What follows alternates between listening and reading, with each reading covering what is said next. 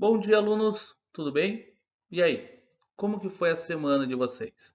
Estamos aí para a nossa terceira aula, nossa aula de sexta-feira. E como que foi aí a adaptação essa semana de vocês?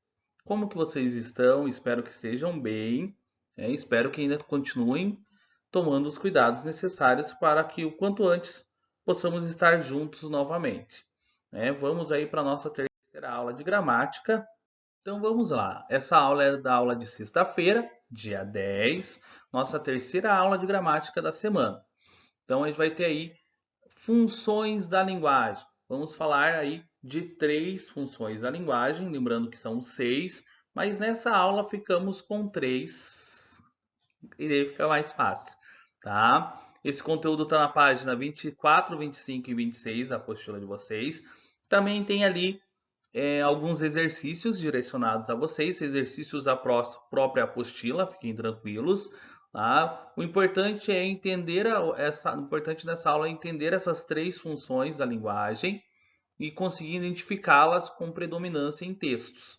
Tá? Além disso, ali embaixo em vídeos eu deixei dois videozinhos sobre funções da linguagem, dois vídeos do professor Noslen. Então espero que vocês gostem ali, mas é um material de apoio. Acredito que com a aula vocês já consigam dominar o conteúdo, tá? E vamos para as funções. Então, função da linguagem. A função da linguagem, ou as funções da linguagem, estão relacionadas diretamente ao ato comunicativo. Tá? Entender as funções auxilia muito na interpretação de texto, na compreensão de como o ato comunicativo se organiza. Além disso, ajuda a gerar uma eficiência na produção de texto, na fala. Então, quando o aluno compreende as funções da linguagem, ele compreende perfeitamente como essa linguagem se organiza e consegue trabalhar com eficiência. Tá? Então, vamos para as três funções desta aula. Primeira função é a função fática. Essa função está ligada diretamente ao canal. Então, como ela está ligada diretamente ao canal, ela vai estar ligada ao veículo de comunicação. Essa função serve como teste. Ela vai testar o meio comunicativo para ver se esse canal está funcionando. Por exemplo, o telefone toca. O telefone toca, você pega o telefone e diz alô. A pessoa que está do outro lado vai dizer alô também.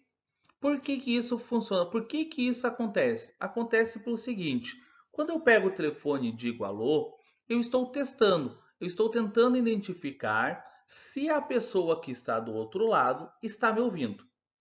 Se essa pessoa me ouvir, ela também vai responder com alô, para fazer o mesmo teste, para ver se eu estou ouvindo ela. Se o teste for eficaz, começa o ato comunicativo. Então, essa função é a função fática. Um outro exemplo é a conversa de elevador. Na conversa de elevador, não há muito conteúdo. A conversa é toda meio truncada e travada. Então, o que que acontece? Nós encaixamos ali aquela conversa de elevador como função fática.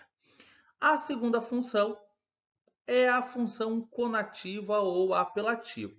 O foco dessa função é o receptor. A intenção do texto com a função apelativa é convencer o meu receptor de alguma coisa, tá? Então, eu vou convencer o meu emissor de alguma coisa. Vou tentar persuadi-lo. Por isso que os exemplos que a gente tem aí são os anúncios publicitários. Esses anúncios são feitos para convencimento, seja para comprar alguma coisa, seja para aderir uma ideia, né? Então, por exemplo, nós estamos vivenciando aí um momento bem complicado do coronavírus e todas as campanhas publicitárias sobre o coronavírus vão ser utilizadas a função apelativa. É básico. Eles vão tentar convencer as pessoas de mudar algumas atitudes para a prevenção da doença. Então a gente tem aí a prevalência de verbos no imperativo, uma linguagem bem objetiva, com sempre a a função, o objetivo, né, de convencer o receptor de alguma coisa. Tá? E vamos para a terceira e última função desta aula, a função metalinguística. A função metalinguística ela está relacionada diretamente ao código. Então aqui eu vou ter o código falando dele mesmo.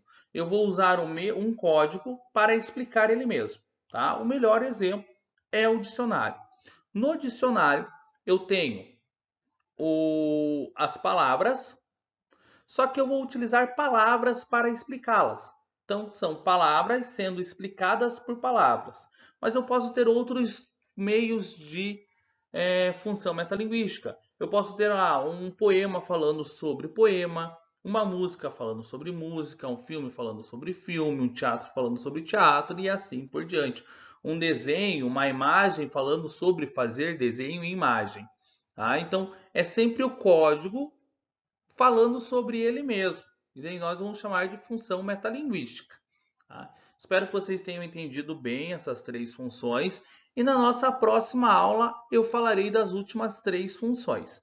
Então, nos vemos na próxima.